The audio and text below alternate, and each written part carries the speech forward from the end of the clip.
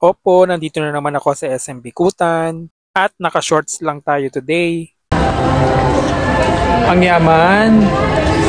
Anong meron? Magbabayad lang ng mga obligasyon. Obligasyon sa buhay. Diba? Carry ba? Bumili ako ng sombrero. Tapos na kami mag-dinner dito sa Chowking. What's next, Mare? Mag-check tayo ng mga cellphone. Bago magkape daw.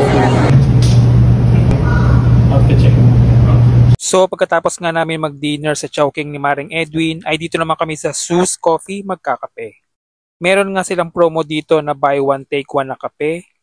At ito ngang Hiraya Latte Coffee ang aming o-orderin. So para ma-avail nga ang buy one take one ng Zeus, ay kailangan i-download ang kanilang app at magbayad through online. Order po nga, ma'am. Hi, thank you, sir. Mars, anong in-order mo? Hiraya Manawari. So order ko is Hiraya Latte. Parehas kami.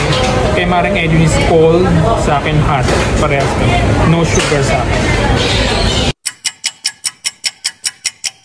At pagkatapos namin sa SM City Bikutan ni Maring Edwin, ay dinala niya ako dito sa Shell Select C5. Malapit ito sa Ninoy Aquino International Airport na merong airplane observation deck.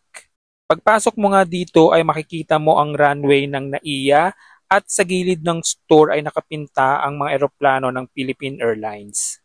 Namiss ko tuloy ang sumakay ng eroplano. Since gabi na kami pumunta dito ni Maring Edwin ay hindi na makikita sa video ang runway ng NAIA. Mapapansin mo nga lang ang runway kapag may mga eroplanong papalipad na. Gaya nito. Since maraming tao sa labas ay dito namin napiling umupo sa loob. Meron pa nga ditong miniature or a replica ng isang Philippine Airline plane. So, nandito na kami sa Shell C5 ni Maring Edwin, malapit sa NAIA, Ninoy Aquino International Airport.